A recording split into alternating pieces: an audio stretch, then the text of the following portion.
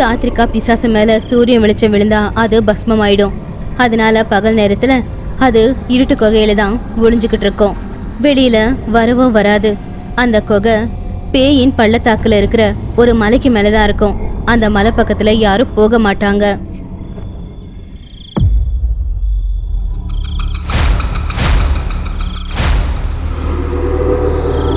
அன்பே, ஓ அன்பே, என்ன பார்க்க மாட்டியா?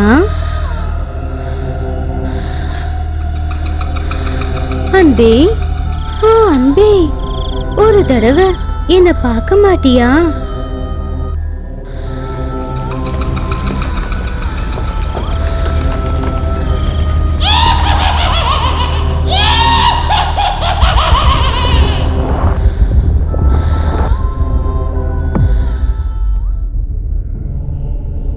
வேதாளம் அஷ்டநேத்திரத்தை பத்தி சொன்ன நாள்ல இருந்து மந்திரவாதி பாட்டி வேதாளத்தவம் செஞ்சுக்கிட்டு இருந்தாங்க.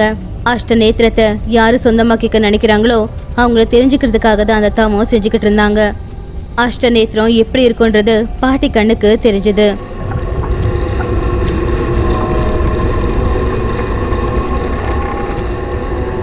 குருமாவை பத்தியும் தெரிஞ்சுக்க வேண்டி இருந்துச்சு. அஷ்டநேத்திரம்னா இதா?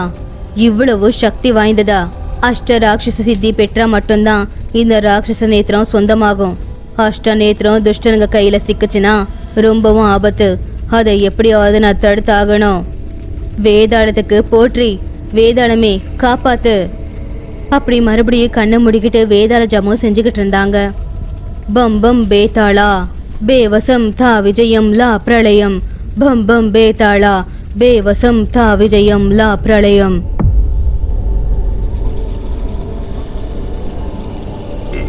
பைரவன் பயங்கரமான அந்த நரக கிணத்துக்குள்ள எந்த பக்கம் போறதுன்னு தெரியாம பயந்துக்கிட்டே அடி மேல அடி வச்சு நடந்து போய்கிட்டு இருந்தான்.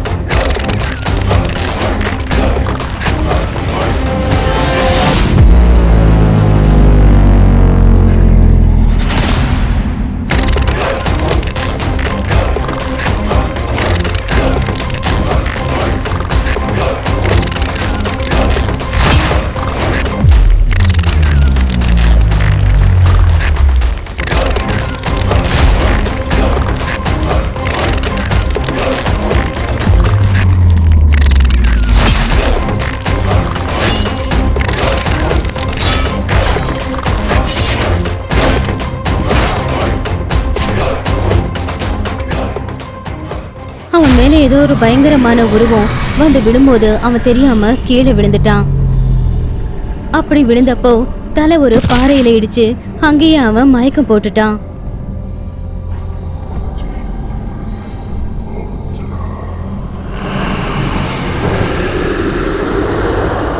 பைரவனை பார்த்ததும் அவனை திங்கிறதுக்காக நிறைய பேய்ங்க அவனை சுத்தி வந்துச்சு.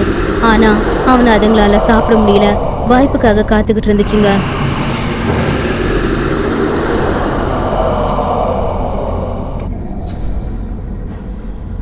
அப்பதான் திடீர்னு அங்க கேட்ட சலங்க சத்தத்தை கேட்டு பைரவனை சுத்தி இருந்த அந்த பேய்ங்க எல்லாமே இருட்டுக்குள்ள ஓடி போயிடுச்சுங்க.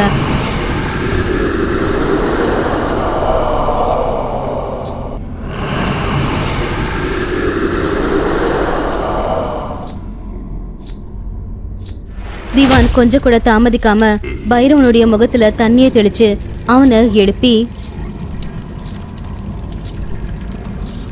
தீப்பந்த வெளிச்சத்துல நரக கிணறுக்குள்ள இருந்து அவனை வெளியில கூட்டிக்கிட்டு வந்துகிட்டு இருந்தாரு.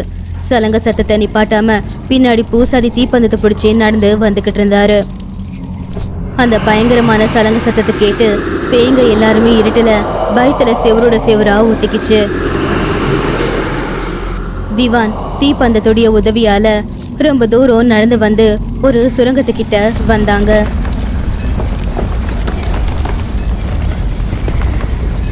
அங்க மூடி இருந்த ஒரு கதவை திறந்து அவங்க வெளியில போயிட்டாங்க.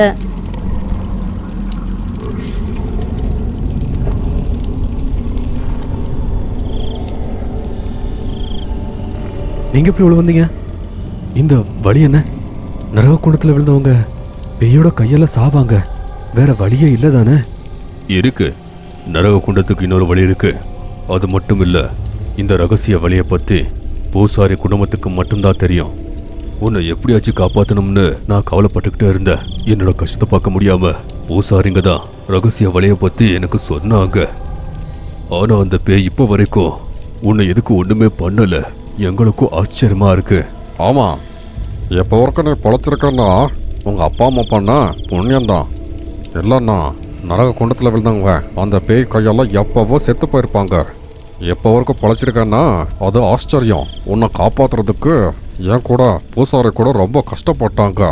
என்கிட்ட என்ன இருக்கு, என் கை கால இருக்கிற கொலுசு சத்தம் நான் பண்ணிக்கிட்டே இருக்கிற வரைக்கும் அந்த பேய்ங்க நம்ம கிட்ட கூட வராது.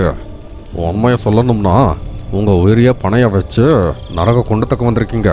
பைரவை காப்பாத்துறதுக்காக என் உயிரே போனாலும் பரவாயில்ல. என் மேல உங்களுக்கு இருக்கிற அன்பை பார்க்கும்போது எனக்கு ரொம்ப சந்தோஷமா இருக்கு. என்னை எதுக்கு காப்பாத்துனீங்க? என்னை எப்படியோ ஊருக்குள்ள எங்க அப்பா விடவே மாட்டாங்க. நீ ஒரு தப்பு பண்ணலன்னு உனக்கு தெரியும், எனக்கு தெரியும். உன் மேல வேணும்னு பழி போட்டிருக்காங்க. அது நிஜம் இல்லைன்னு பொய்ன்னு நீ கண்டிப்பா நிரூபிக்கணும். அதுக்கு உனக்கு அதிகாரம் வேணும். இந்த ஊருக்குள்ள நீ வரணும்னா சாதாரண மனுஷன் மாதிரி கால் வைக்காத. நீயும் ஜமீன்தாராயி அடிவை. சொந்த தம்பி தங்கச்சிய சித்திய கொல்ல முயற்சி பண்ணவனு அந்த பேரோட வாழ்றது சாவறது ரெண்டுமே ஒண்ணுதான். அது உன்னை பெத்த உங்க அம்மாவுக்கு அவமானம். உன் மேல பழிப்பட்டவங்கள கண்டுபிடி. அவங்களுக்கு உங்க அப்பா தண்டனை கொடுக்குற மாதிரி பண்ணு. உங்க அப்பா உன்னை புகழ்ற மாதிரி பண்ணு. ஆமாம் ஆமாம், இங்கிருந்து கிழக்கு திசையில் போ. மலைக்கு நடுவில் இருக்கிற காடை தாண்டு. அப்போ ஒன்று யாரும் கண்டுபிடிக்க முடியாது. ஜாக்கிரதையா போயிட்டு வாப்பா. அப்படி பைரவனை கிணத்துக்குள்ள இருந்து காப்பாத்தி அவங்க 2 பேரும் அனுப்பி வச்சாங்க. தாத்தா பேர 2 பேரும் ரொம்ப நாள் பயணம் செஞ்சதுக்கு அப்புறமா பேய் பள்ளத்தாக்க வந்து சேர்ந்தாங்க. இருட்டாயிக்கிட்டு இருந்துச்சு. அந்த விசித்திரமான சிலைகளை பார்த்து பேரன் ரொம்பவே பயந்துகிட்டு இருந்தான். தாத்தா, என்ன இது விசித்திரமா இருக்கு? அந்த சிலையை பார்க்கும்போது எனக்கு ரொம்ப பயமா இருக்கு. வா தாத்தா, பின்னாடி போயிடலாம். எவ்வளோ தூரம் வந்தது, பின்னாடி ஓடி போகவா என்ன?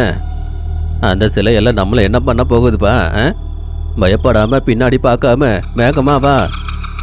அப்படி கத்தியை பிடிச்சுக்கிட்டு தாத்தா முன்னாடி நடந்து போய்கிட்டு இருக்கும்போது பின்னாடி பேரனும் நடந்து வந்துகிட்டு இருந்தான். அப்ப அவங்களுக்கு பின்னாடி கமலா பேய் வந்துச்சு. அன்பே, ஓ அன்பே, உன்னைத்தான். என்னை பார் அன்பே, அன்பே, உன்னைத்தான். என்னை திரும்பி பார். தாத்தா சொன்னதை கேட்காம பேரன் பின்னாடி திரும்பி கமலாவை பார்த்து அங்கேயே சிலையாயிட்டான்.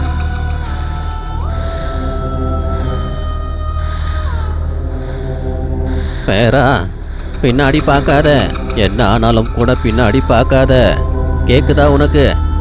தாத்தா எவ்வளவுதான் கூப்பிட்டாலும் பின்னாடி வர பேரன்கிட்ட இருந்து எந்த சத்தமும் வரல. சந்தேகமா, பேரனே உன்னத்தான், ஏதாச்சும் ஒன்று பேசு, வந்துட்டே இருக்கியா? அப்படி தாத்தா எவ்வளவுதான் கூப்பிட்டாலும் சிலையா மாறிக்கிட்டு இருந்த பேரன்கிட்ட இருந்து எந்த ஒரு சத்தமும் வரல. தாத்தா புத்திசாலித்தனமா அவர் கையில இருக்கிற கத்திய முன்னாடி வச்சு பார்த்தாரு. அப்ப அந்த கத்தியில பின்னாடி என்ன நடக்குதுங்கிறது தெரியுது. பேரன் சிலையா மாறினதும் கமலா பேயும் தெரிஞ்சது. ஐயோ, எப்படி ஆயிடுச்சே, என் பேரன் சிலையா மாறிட்டானே. அவனுக்கு கிளிக்கு சொல்ற மாதிரி நான் சொன்னேன், பின்னாடி திரும்பி பார்க்காதேன்னு. எல்லாமே பண்ணது அவனுக்காகத்தான். அவனே இல்லைன்னா அந்த பத்மாவதியை தேடி நான் என்ன பண்ண போறேன்? எப்படியாச்சு என் பேரனை காப்பாற்ற போறேன் அப்படின்னு சொல்லி அவரு அந்த கத்தியிலேயே பின்னாடி வழிய பார்த்துக்கிட்டு பின்னாடி திரும்பி பார்க்காம போய்கிட்டு இருந்தாரு. அப்படி மெதுவா பேயின் பாதையை தாண்டிக்கிட்டு காட்டுக்குள்ள வந்துட்டாரு. அன்பே, ஓ அன்பே, உன்னைத்தான், என்னை பார். அன்பே, ஓ அன்பே, உன்னைத்தான், திரும்பி பார். தாத்தா திரும்பி பார்க்காம காட்டுக்குள்ள ஓடிக்கிட்டு இருக்கும்போது அந்த இருட்டுல ஏதோ பட்டு அவரு உருண்டு புதைக்குழியில போய் விழுந்துட்டாரு.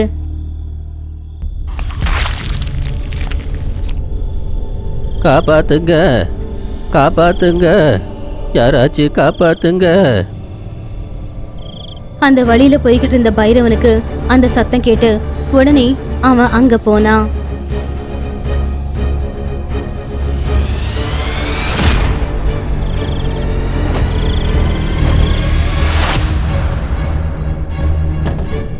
புதைக்குழியிலே முழுகிக்கிட்டு இருந்த தாத்தாவை மரத்து மேல ஏறி தலைகீழ தொங்கி அவருடைய கையை பிடிச்சி அவரை புதைக்குழியிலிருந்து மேல தூக்குனா.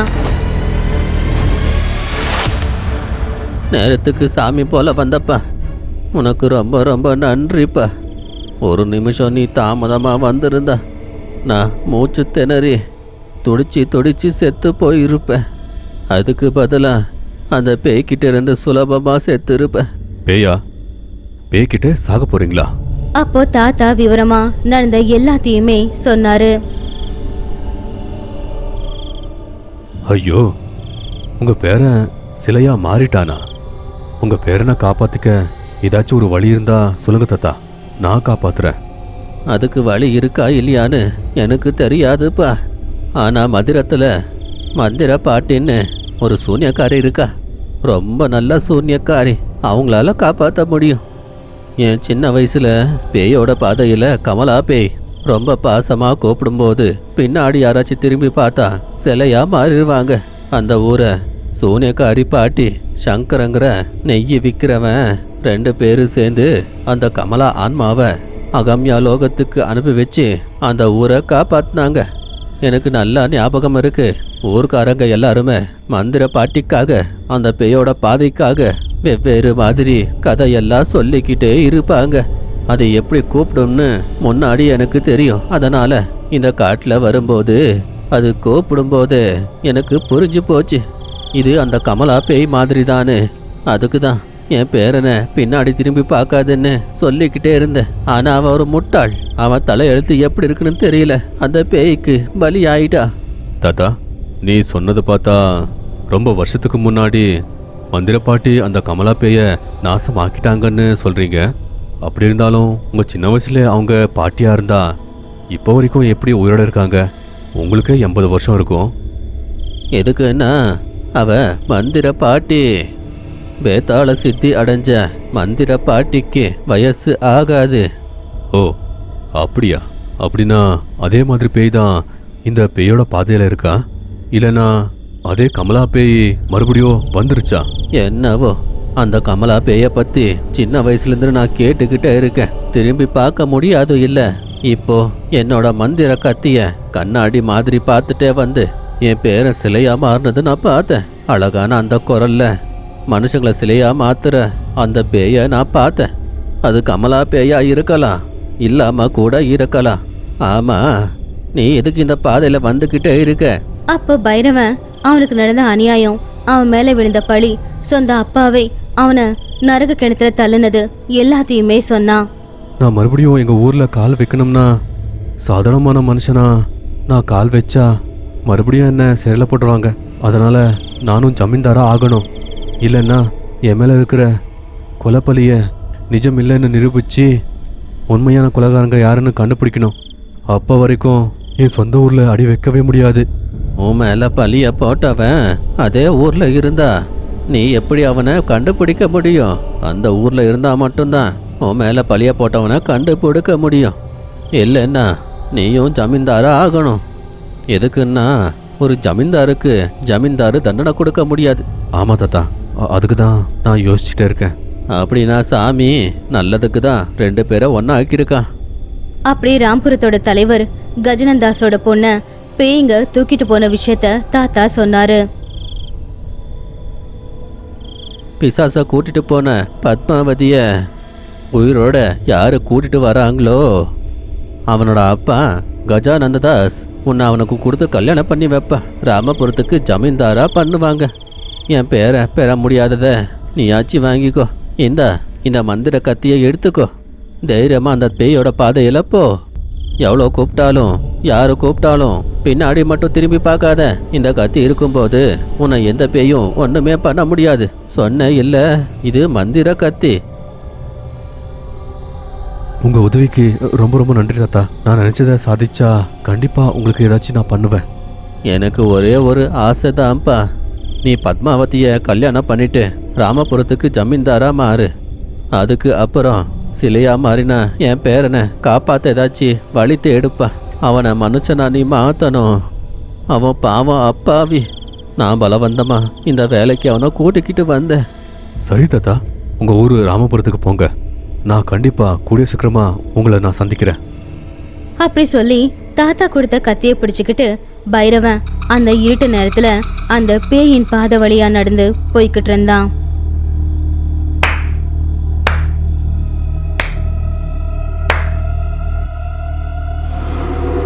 அன்பே, ஓ அன்பே, உன்னைத்தான். என்னை பார் அன்பே, ஓ அன்பே, உன்னைத்தான். திரும்பி பார். அப்படி கமலா பை எவ்வளவுதான் கூப்பிட்டாலும் அது கூப்பிட்டதுக்கு திரும்பி பார்க்காம நேரா நடந்து போய்கிட்டு இருந்தான் பைரவன். அப்படி வேகமா நடந்துகிட்டே போய் ஊர் எல்லைய தாண்டி அவன் ஊருக்குள்ள போனான்.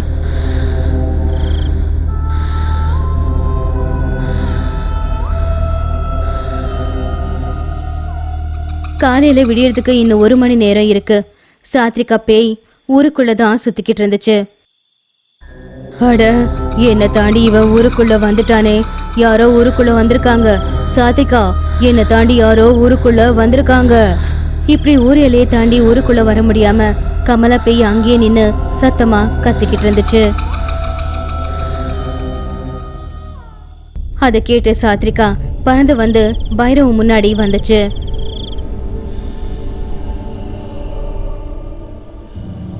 பேயின் பாதையில் இருக்கிற கமலாவை தாண்டி ஊருக்குள்ள வந்திருக்கியா? எப்படிடா வந்த? பைரவன் பயங்கரமான பேய்களை அந்த நரக கிணத்துக்குள்ள பார்த்துருப்பான் போல. அதனால சாத்ரிகா எதிர்க்க நின்னாலும் அவனுக்கு கொஞ்சம் கூட பயமே இல்லை. அது மட்டும் இல்லாம தாத்தா கொடுத்த அந்த கத்தியை பார்த்ததும் இன்னும் தைரியம் அதிகமாச்சு. உங்க மாதிரி பேய் பிசாசு எல்லாரையும் என் கத்தியால பஸ்மமாக்குவேன். மரியாதை இங்கிருந்து போயிருங்க, இல்லைன்னா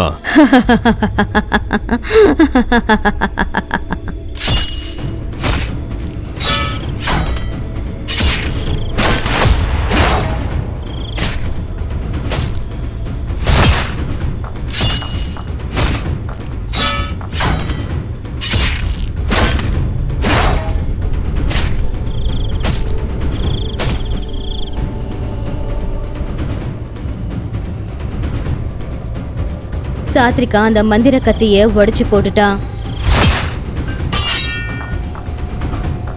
ஆனா பைரவனை மட்டும் அவளால எதுவுமே செய்ய முடியல. ஏதோ ஒரு சக்தி அவனை பாதுகாத்துக்கிட்டு இருந்துச்சு. சாத்ரிகா எகிரி போய் கீழே விழுந்துகிட்டு இருந்தா. அதுக்குள்ள சூரியன் உதயிச்சதுனால சாத்ரிகா பயந்து போய் அங்கிருந்து குகைக்குள்ள ஓடி ஒளிஞ்சுக்கிட்டா.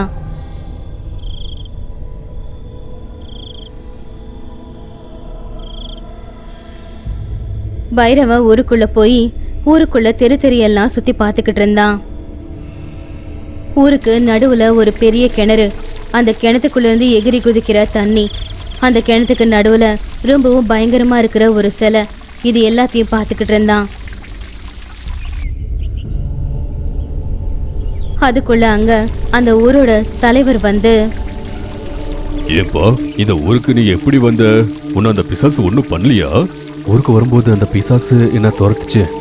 அதுக்கிட்ட இருந்து தப்பிச்சு ஊருக்கு வந்தா இன்னொரு பிசாசு இருக்கு. அது என்ன மந்திர கத்திய உடைச்சு நாசமாக்கிடுச்சு. என்னை கொல்ல வந்துச்சு. ஆனா திடீர்னு பறந்து போயிடுச்சு. அந்த பிசாசு சூரிய வெளிச்சத்துல இருக்காது. அது காலையில வெளியவே வராது, எங்கேயோ ஒளிஞ்சிருக்கும். ஆனா ராத்திரி கண்டிப்பா உன்னை தேடிட்டு வந்து கொண்டு போட்டுரும்பா. அப்படியா? அதுக்கிட்ட இருந்து நான் எப்படி தப்பிக்கிறது சொல்லுங்க. நீ ஒருத்தர் வீட்டுல வாசல் தாண்டாம அப்படியே இரு.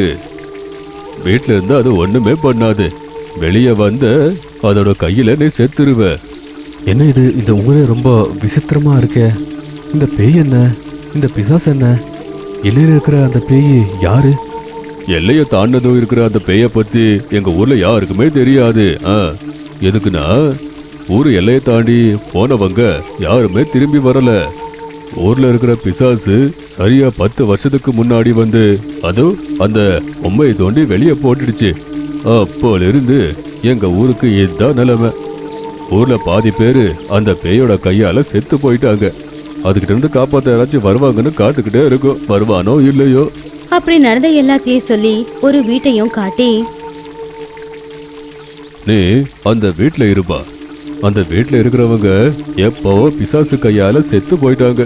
ஜாக்கிரதை, ராத்திரியானதும் வீட்டை தாண்டி வந்த பிசாசு கையால செத்துருவ அப்படின்னு சொல்லி போயிட்டாரு.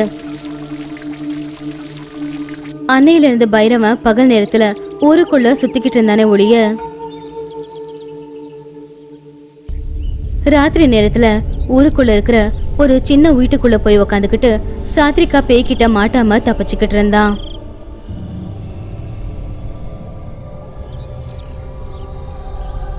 இது இப்படி இருக்கும்போது ஒரு நாள் மதிய நேரம் ஊரு முழுக்க அமைதியா இருக்கிற அந்த நேரத்துல மரங்களுக்கு நடுவுல இருந்து தோல்ல காவடிய சுமந்துக்கிட்டு யாருக்கு தெரியாம ஒரு பொண்ணு நடந்து போறத அவன் பார்த்தான். கொஞ்சம் கூட சத்தமே போடாம அந்த பொண்ணை பின்தொடர்ந்து போனான். அதாவது கன்னியக்கா பின்னாடியே அவன் போனான். கன்னியக்கா நேரா குகைக்கு சாத்ரிகாவுக்கு சாப்பாடு எடுத்துட்டு போய்கிட்டு இருந்தா.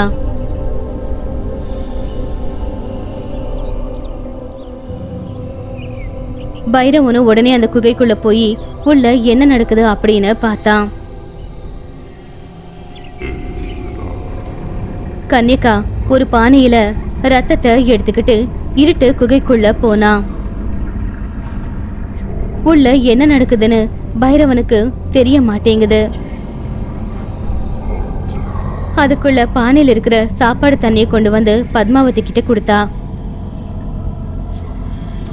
நீ அழுது பிரயோஜனம் இல்ல. நீ இங்கிருந்து தப்பிக்க முடியாது. சாத்ரிகா உன்னை தப்பிக்க விட மாட்டா. நான் தெரிஞ்சுதான் சொல்றேன். வீணா அழுதுகிட்டு இருக்காத. சரி, இன்னைக்கு என்ன உன் கூட சேர்ந்து வெளியில கூட்டிட்டு போறியா? நீ சாப்பிட்டு அழுவாம இருந்தனா சாத்ரிகா கிட்ட சொல்லி நான் உன்னை வெளியில கூட்டிட்டு போறேன், சரியா? அப்படி பத்மாவதி சாப்பிட்டு முடிச்சதுக்கு அப்புறமா கன்னியக்கா சாத்ரிகா இருக்கிற இருட்டு குகைக்குள்ள போய் சாத்ரிகாவை ஒத்துக்க வச்சு பத்மாவதியை வெளியில கூட்டிட்டு வந்தா. இது எல்லாத்தையும் உள்ள இருந்து பாத்துக்கிட்டு இருந்தான் பைரவ். ஆனா அந்த இருட்டு அறையில யாரு இருக்காங்க, அங்க பானையில என்னத்தை கொண்டு போனாங்க, இது எதுவுமே அவனுக்கு தெரியல. இந்த பொண்ணுக்கு இந்த பெய்யோட பள்ளத்தாக்கு பத்தி ஏதாச்சும் கண்டிப்பா தெரிஞ்சிருக்கணும். இந்த பொண்ணுக்கிட்ட நான் நட்பு வச்சுக்கிட்டா கண்டிப்பா ஜமீன்தாரோட பொண்ணு பத்மாவதி பத்தி எனக்கு தெரியும் அப்படின்னு சொல்லி அவன் ஊருக்குள்ள போயிட்டான். கன்னியக்காவும் இருட்டாவதுக்கு முன்னாடியே பத்மாவதியை கூட்டிட்டு வந்து குகைக்குள்ள விட்டுட்டா. உன் நல்லதுக்காக தான் சொல்றேன். மாதிரி தப்பிக்க முயற்சி பண்ணாத. தெரியாம நீ ஊரியலே தாண்ட போக முயற்சி பண்ண பேய் கையால சாவ, புரியுதா? சரி, நீ சொன்ன மாதிரியே செய்யற அப்படின்னு அந்த இருட்டு அறையில போய் உக்காந்துக்கிட்டா. கன்னியக்காவும் அவளுடைய வீட்டுக்கு போயிட்டா. நடு ராத்திரி ஆக போகுது. நல்ல இருட்டானதுக்கு அப்புறமா ஊரெல்லாம் அமைதியானதுக்கு அப்புறமா குகைக்குள்ள இருந்து சாத்விகா பேய் ஊருக்குள்ள பறந்து வந்துச்சு.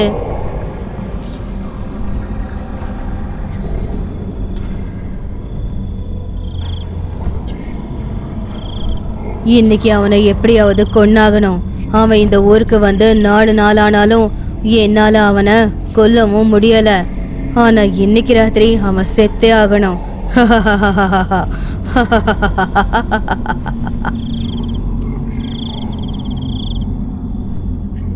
கன்யகா வா, வெளியில ஒரு வேலை இருக்கு.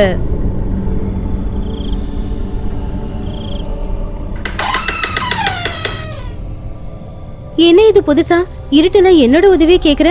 என்ன வேணும் உனக்கு? ஊருக்கு புதுசா ஒருத்த வந்திருக்கான். ஒரு பெரிய மனுஷன் அவனை ஊர் எல்லையில இருக்கிற வீட்டுல தங்க வச்சிருக்கான். அவன் என்கிட்ட இருந்து தப்பிச்சுக்கிட்டே இருக்கான். அவன்கிட்ட ஏதாவது சொல்லி ராத்திரி நேரம் அவனை வீட்டை விட்டு வெளியில கூட்டிட்டு வா. அவனை நான் கொன்னே ஆகணும். கையில கத்தியோட யாரோ ஒருத்த ஊருக்குள்ள வந்ததை எல்லாரும் பேசிக்கிட்டு இருந்தாங்க. ஆனா அவன் கையில கத்தி இருக்கே, அந்த கத்தி ஒருவேளை மந்திர கத்தியா இருந்துச்சுன்னா? அவன் கையில இருக்கிறது மந்திர கத்தின்னு அவன் நினைச்சுக்கிட்டு இருக்கான். ஆனா அது ஒரு சாதாரண கத்தி தான். அப்படின்னா அவனையே உன்னால எதுவும் செய்ய முடியல. அதுதான் எனக்கு புரியல. அதனாலதான் நான் உன்கிட்ட சொல்ல வந்தேன். அவனை எப்படியாவது வெளியில கூட்டிட்டு பா. அவன் சக்தி வாய்ந்தவனா இல்ல நான் சக்தி இல்லாதவளான்னு தெரிஞ்சுப்போம். சரி, நான் கூட்டிட்டு வரேன் அப்படின்னு கன்யகா ஏதோ ஆபத்துல இருக்கிற மாதிரி வேக வேகமா பைரவனுடைய வீட்டுக்கு போய் அவன் வீட்டு கதவை தட்டிக்கிட்டு இருந்தா. காப்பாத்துங்க, காப்பாத்துங்க, தயவு செஞ்சு காப்பாத்துங்க. அந்த கதவு திறந்த பைரவன் கன்யகாவை பார்த்தான். அவளை பார்த்துக்கிட்டே, இந்த பொண்ணு காலையில பார்த்த அதே பொண்ணு தானே?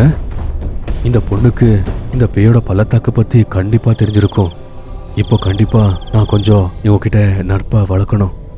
அப்படி உள்ளே நின்னுக்கிட்டு என்ன விஷயம் அப்படின்னு கேட்டான். என்னாச்சு? பயப்படாதீங்க. என்ன ஆச்சுன்னு சொல்லுங்க, நான் கண்டிப்பா உதவி பண்ணுவேன். தயவு செஞ்சு எங்க வீட்டுக்கு வாங்க. எங்க அம்மாவுக்கு உடம்பு சரியில்லை. வயிற்று வலியால அவங்க தவிச்சுக்கிட்டு இருக்காங்க. தனியா வைத்தியர்கிட்ட என்னால் தூக்கிட்டு போக முடியாது. நீங்க வந்து உதவி செய்யுங்க. ஆனா ராத்திரி ஆனதும் வாசல் தாண்டாதன்னு ஊர் தலைவர் அழுத்தமா சொன்னாங்க. அப்படி தாண்டா பிசாசு வந்து என்ன கொன்னு போட்டுரும். அது உண்மைதான். ஆனா இன்னைக்கு பௌர்ணமி இல்லையா? பௌர்ணமி வெளிச்சத்துல பேய்ங்க வெளியே வராது. நான் வந்திருக்கேன்ல, எனக்கு எதுவும் ஆகலையே. இந்த ஊர்க்காரங்களுக்கு பயம் அதிகம். அதனால உங்ககிட்ட அப்படி சொல்லியிருப்பாங்க. தயவு செஞ்சு வாங்க, எங்க அம்மாவை எனக்காக காப்பாத்துங்க. கன்யகா சொன்னதை உண்மைன்னு நம்பி பயமே இல்லாம கன்யகா பின்னாடி நடந்து போய்கிட்டு இருந்தான் பைரவன். அப்ப பின்னாடி சாத்ரிகா பேயும் வந்துருச்சு.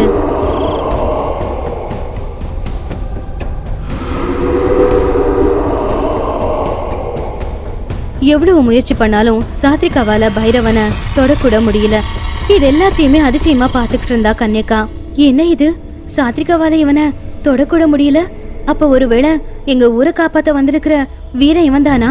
அப்படின்னா இவனுக்கு நான் உதவி செய்யணும். எப்படியாவது சாத்ரிகா கிட்ட இருந்து இந்த ஊரை காப்பாத்தி ஆகணும். சாத்ரிகா பேய்க்கு ஒண்ணுமே புரியல. உடனே அது அங்கிருந்து பறந்து போயிடுச்சு.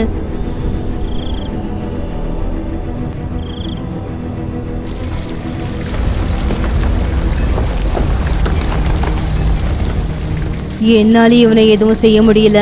கமலாவாலையும் இவனை எதுவுமே செய்ய முடியல. அப்படின்னா கிருதிமா கிரந்தத்துல சொன்ன பத்மாவதிக்கு ஜோடி இவன் தானா? மாய கண்ணாடியே, பத்மாவதியோட ஜோடி எங்க இருக்கான்னு சொல்லு.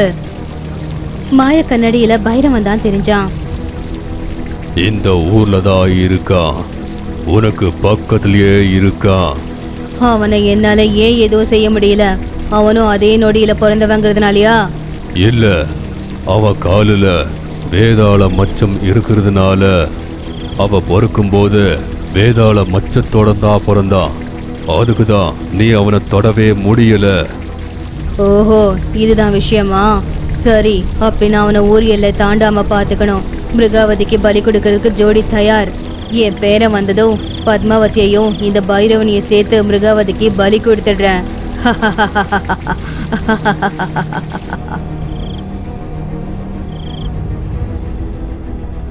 எதுக்கு என்கிட்ட பொய் சொல்லி வீட்டில இருந்து வெளியே கொண்டுட்டு வந்த?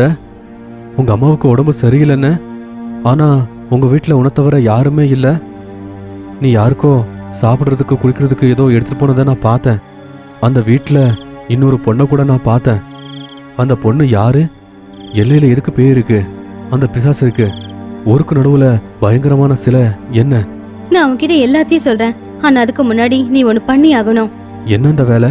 நீ குகையில என் கூட ஒரு பொண்ணை பார்த்தல, அந்த பொண்ணை காப்பாத்தி ஊர் எல்லையை தாண்டி அவளை கூட்டிட்டு போகணும். இல்லனா ஆபத்து. அந்த சாத்ரிகா அவளை கூடி சீக்கிரம் பலி கொடுக்க போறா. ஆமா, அந்த பொண்ணு யாரு? அவ பேரு பத்மாவதி.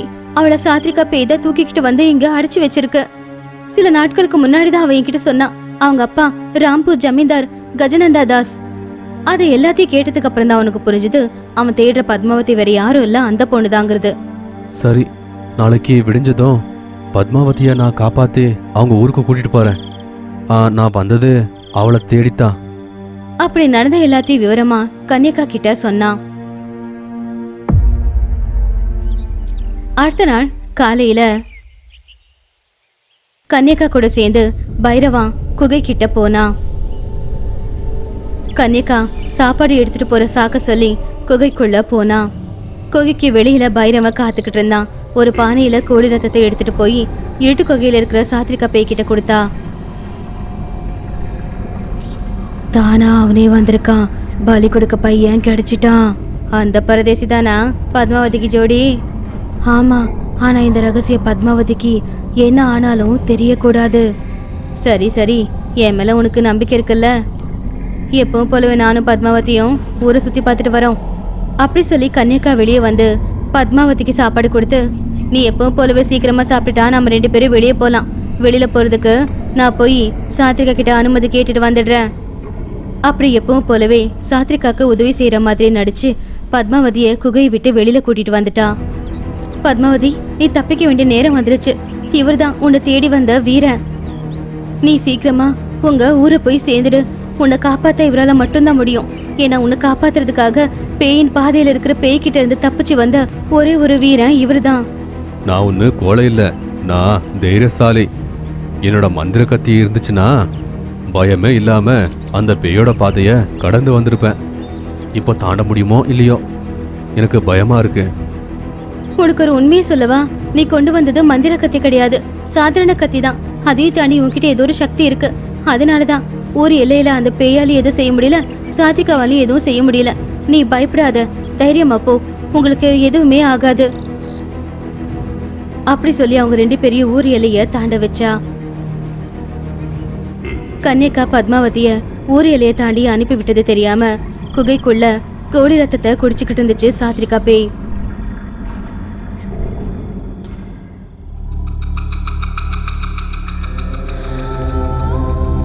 அன்பே, ஓ அன்பே, உன்னைத்தான். என்னை பார் அன்பே, ஓ அன்பே, உன்னைத்தான். திரும்பி பார். உனக்கு அந்த குரல் கேக்குது இல்லையா பத்மாவதி? ஆனா என்ன ஆனாலும் கூட திரும்பி பார்க்காத, முன்னாடியே பார்த்துட்டு வா, உனக்கு ஒன்றும் ஆகாது. அன்பே, ஓ அன்பே, உன்னைத்தான். என்னை பார் அன்பே, ஓ அன்பே, உன்னைத்தான். திரும்பி பார். பைரவ சொன்ன மாதிரி யார் என்ன கூப்பிட்டாலும் பத்மாவதி திரும்பி பார்க்கல. ஆனா திடீர்னு ஒரு கை வந்து பத்மாவதி தோளை பிடிச்சுது.